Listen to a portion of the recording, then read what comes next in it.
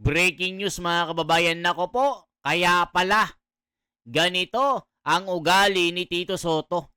May pinagmanahan. Bakit mga kababayan? Lolo niya, na convicted pala. Dahil nakasuhan din ng indirect contempt ng Supreme Court noong 1949. Halaka mga kababayan, panoorin po natin ano ba itong sinasabi ni General Macanas. At mamaya, i-search natin kung totoo ito. Okay? Ito po mga kababayan, magugulat kayo. Kaya pala nag-iiyak si Tito Soto. Ang kapalaran niya, magiging kapalaran ng kanyang lolo. Halaka mga kababayan. Magandang araw mga kaibigan. Ito, magandang balita ito. Merong Facebook reel posted by Dare to Us. Itong si Attorney Harold Respecio, ganda yung paliwanag niya. History repeat itself. Ang lolo ni Senate President Tito Soto convicted ng indirect contempt ng Supreme Court noong 1949. Parehas sila ng ginawa. So, basahin ko lang muna itong nakasulat. Indeed, history repeat itself. May jurisprudence, pangalan din na Vicente Soto. Lolo. Noong 1949, lolo niya at senador din. At doon ay na indirect contempt at convicted siya. Nako mga kababayan, ayan no. Totoo nga mga kababayan ko. I-google nyo po. Lolo ni Soto convicted sa indirect contempt. Ayan o, 1949, lolo niya ay senador din. Senador din pala itong tatay niya. Pasaway din mga kababayan. At doon indirect contempt, same case. At convicted siya. Ginawa ng lolo niya noon ay pareho din sa ginawa niya dito. Nagyabang din. Iyak later. Halaka mga kababayan ko. O ngayon, panoorin po natin sa FB. Ito po mga kababayan ko. Yari, iyak na si Tito Soto. Ito po mga kababayan, panoorin po natin ang sinasabi ni Attorney Respicio na Vice Mayor ng Reyna Mercedes. Kababayan ko po ito mga kababayan. Ito po. Lolo ni Tito Soto. Ayan o, babasahin ko lang po. Lolo ni Tito Soto. Indirect contempt, convict. May jurisprudence, pangalan din. Vicente Soto noong 1949 na lolo niya at senador din. At doon ay indirect contempt at convicted siya ng fine siya. Ang ginawa ng lolo niya, doon ay kapareho rin ang ginawa niya. Vice Mayor Attorney Harold Respicio. Ito po mga kababayan. Sa matter of fact, may jurisprudence, pangalan din, Inre Vicente Soto, 1949. Lolo niya at senador din. At doon, indirect contempt. Same case at convicted siya. Nag-fine siya doon at ang ginawa ng lolo niya doon ay pareho rin sa ginawa niya dito. Criticize niya yung decision ng Supreme Court. In-intimidate niya yung Supreme Court. Pinuli niya yung Supreme Court. At sinabi, pakapalitan yung mga laman ng Supreme Court. Yun din ang sinabi ni Senator Tito Soto dito. Mag-chat tayo at palitan natin yung laman ng Supreme Court. Kaya mataas ang tiwala namin sa case na ito dahil merong precedent na lolo niya pa. At kung ano ang ginawa ng lolo niya dati, yun din ang ginawa niya ngayon at same case at same penalty rin ang lalabas laban sa kanya ngayon. Indeed, history repeats itself. Sa matter of Nako mga kababayan ko. History repeat itself. Tito Soto maaaring makonvict din. Dahil yung kanyang lolo ay nakulong din kapareho ng ginawa ni Tito Soto. Ang kasaysayan ay mauulit. Ang bangongot ay mauulit muli. Halaka mga kababayan ko. I-check natin dito. Hayaan muna natin na si General Macanas ang magkomento dito mga kababayan. Ito po. Nako po, marisiga ba? Mayayari pala si Tito Soto dito. Nag-fine siya doon. Ang ginawa ng lolo niya doon ay kapareho rin ng ginawa niya. Pakinggan natin si Attorney Respicio. jurisprudence, pangalan din, Inre Vicente Soto, 1949.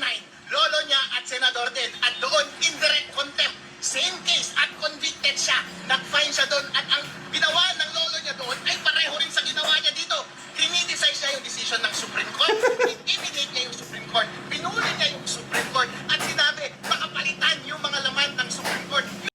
kita nyo mga kababayan ko, hala ka, Tito Soto, naninilikado. Mukhang makukulong din ito kapareho ng kanyang lolo. Ayan no, mga kababayan, ginaya pala niya ang ginawa ng lolo niya. Hala ka, kasalutan nga.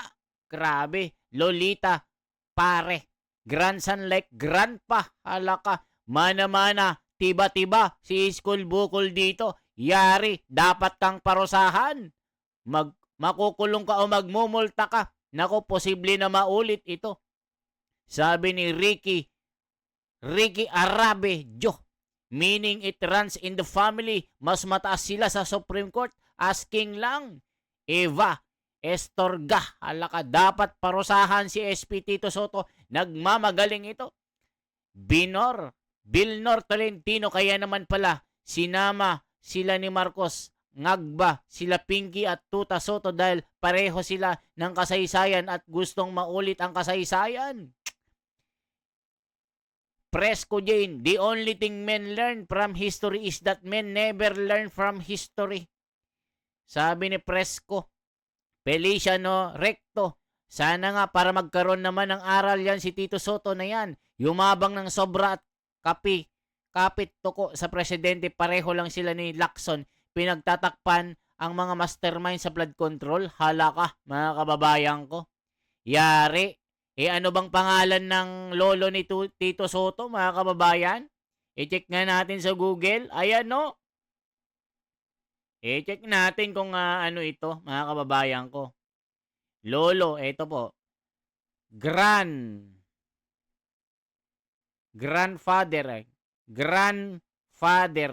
of Tito Soto. 1949. Check na natin kung totoo ito, mga kababayan ko. Ayan no, mga kababayan ko. Ito po, mga kababayan ko. Ano bang sinasabi ito? The paternal grandfather and namesake of Vicente Tito Soto III was the late Senator Vicente Yap Soto, 1877 to 1950. Hala ka. Senator Vicente Yap Soto Sr. He was a prominent Filipino playwright, journalist, and politician from Cebu. He is widely regarded as the father of Cebuano journalism, language, and literature. His status in 1949. During the year 1949, he was actively serving as a senator of the Philippines in a position to held from 1946 until his death in May 1950. Key achievement, he is famously known for authoring Republic Act number 53, also called the Soto Law. Wow, may Soto Law pala. Press Freedom Law. Oh, isipin nyo, may Soto pala, Press Freedom Law, which was enacted in 1946 to protect journalists from being forced to rebuild their news sources. Hala ka, mga kababayan. Relationship to Tito Soto. Vicente Sr. was the father of Marcelino Antonio Nonong Soto Sr., who was Tito Soto's father. Mga kababayan, ito pala. Yung lolo niya, tatay pala ni Tito Soto. History repeat itself, mga kababayan. I-check natin kung nakasuhan nga ito, mga kababayan. I-check nga natin ito, mga kababayan ko. Ano ba ito? Senator Vicente Yap Soto. Check natin. Senator. I-check natin na kung meron na Senator Yap Soto. Convicted. Ngayon ko lang alam ito, mga kababayan. Convicted. Indirect contempt. Check nga natin, mga kababayan ko. I-check nga natin ito. O, mga kababayan ko. Nako, mga kababayan ko, yari. Meron bang history ito, mga kababayan ko? Ano bang sinasabi dito, mga kababayan ko? O ito, mga kababayan ko ha. As of February 14, ay ito pala yung mga kababayan. 2026 Senate President Vicente Soto III has not been convicted of indirect contempt. However, a group of lawyers filed a petition for indirect contempt against him before the Supreme Court on February 2026, mga kababayan. Grandfather po, mga kababayan, ha? Grandfather. Hindi natin makita sa Google, mga kababayan. So, ituloy pa natin ito. Yun din ang sinabi ni Senator Tito Soto dito. Magtsatsa tayo at palitan natin yung laman ng Supreme Court. Kaya mataas ang tiwala namin sa case na ito dahil merong precedent na lolo niya pa. At kung ano ang ginawa ng lolo niya dati, hindi ang ginawa niya ngayon at same case at same penalty rin ang lalabas laban sa kanya ngayon. Indeed, history repeats itself. So yung sa Henry, Sa matter of fact, Isa pa, ha? jurisprudence, pangalan din, Inre Vicente Soto, 1949. Lolo niya at senador din. At doon, indirect contempt. Same case at convicted siya. Nag-fine siya doon. At ang ginawa ng lolo niya doon ay pareho rin sa ginawa niya dito. Dinidecide niya yung decision ng Supreme Court. Ini-intimidate niya yung Supreme Court. Pinuli niya yung Supreme Court. At sinabi, pakapalitan yung mga laman ng Supreme Court. Yun din ang sinabi ni Senator Tito Soto dito. Magtsatsa tayo at palitan natin yung laman ng Supreme Court. Kaya mataas ang tiwala namin sa case na ito dahil merong precedent na lolo niya pa. At kung ano ang ginawa ng lolo niya dati, yun din ang ginawa niya ngayon at same case at same penalty rin ang lalabas laban sa kanya ngayon. indeed, history repeats itself. So yung sa Ay, nako. Basa lang muna ako sa mga comments, ha? Sa mga comments. Ayan, mga kababayan ko. Yari, si Tito Soto. Mana-mana, tiba-tiba pala ito, mga kababayan. Yari na. Anong sinasabi ng mga komento dito? Ito po. Check po natin, ha. Anong sinasabi ng mga komento?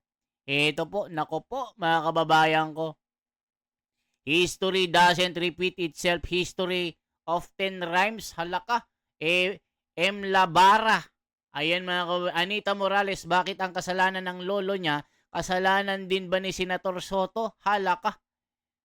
Broman, it's really runs in the blood na pala. Halaka, mga kababayan ko. It really runs in the blood na pala. Tumatakbo na sa kaugat-ugatan ng pamilya Soto. Is he stone? Adik ba to? Bakit lagi galit? Halaka. Sabi ni Ronald Villa. Bloodline. May pinagmanahan pala si Tito Soto. Bulakbol din pala ang lolo. Ang kaibaan lang, ang lolo niya abogado siya.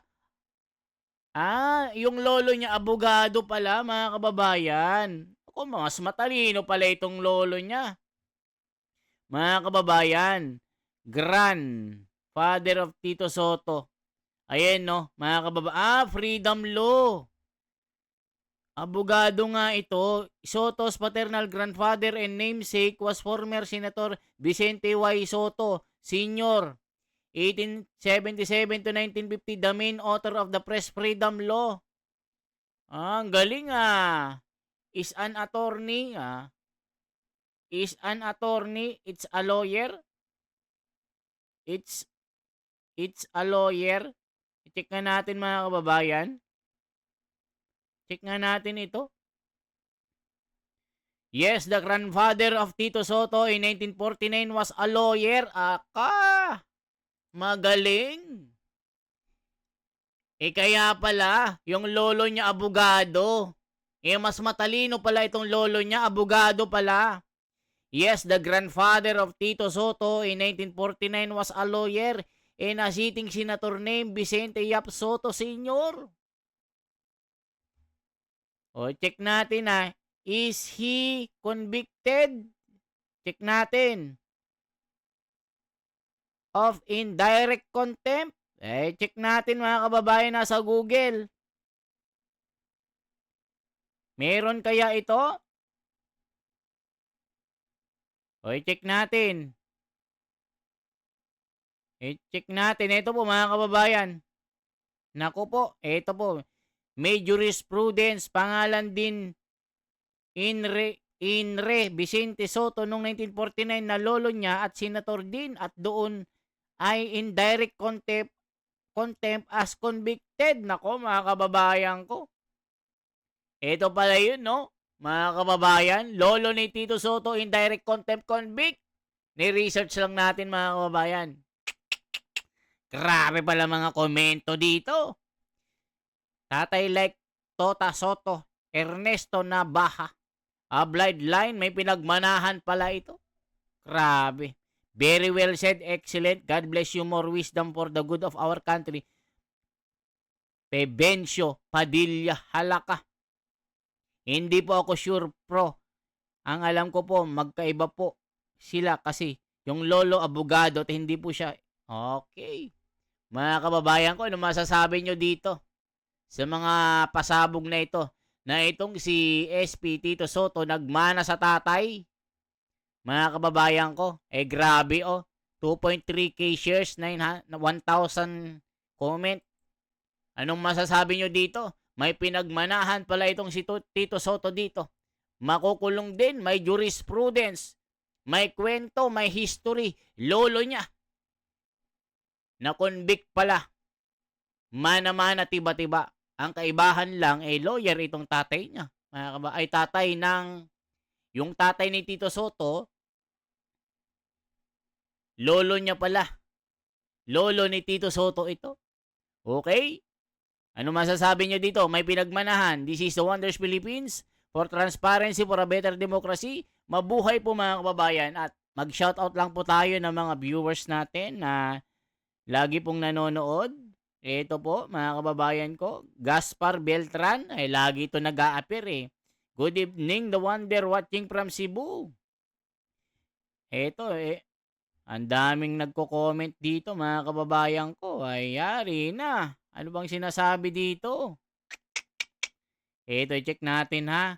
Anong sinasabi ng mga komento? Ayan, no? Nice to hear na makasuhan ang nagdunong-dunungan na pati Supreme Court.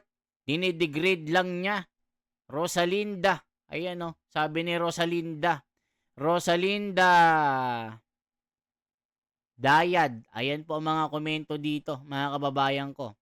Magbasa lang tayo ng ilang mga tao na laging, ayan o. Sonia Baring. Si Soto na contempt niyan. Wag nang patagalin, sabi ni Sonia Baring.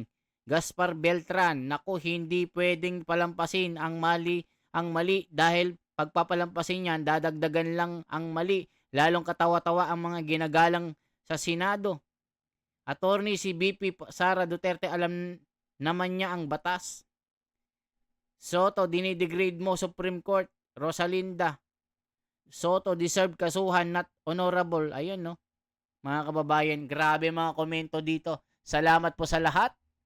I-like nyo, i-share nyo ang video ito. Mabuhay po. Ipakalat nyo hanggang sa Antarctica, hanggang sa Czechoslovakia, hanggang sa Russia, China, hanggang sa West Philippine Sea. Mga kababayan, this is the Wonders Philippines. Salamat po sa inyong lahat. Ako'y nagpapasalamat po sa inyo. Dahil sa pag-like, pag-share po at pag-komento, mabuhay po.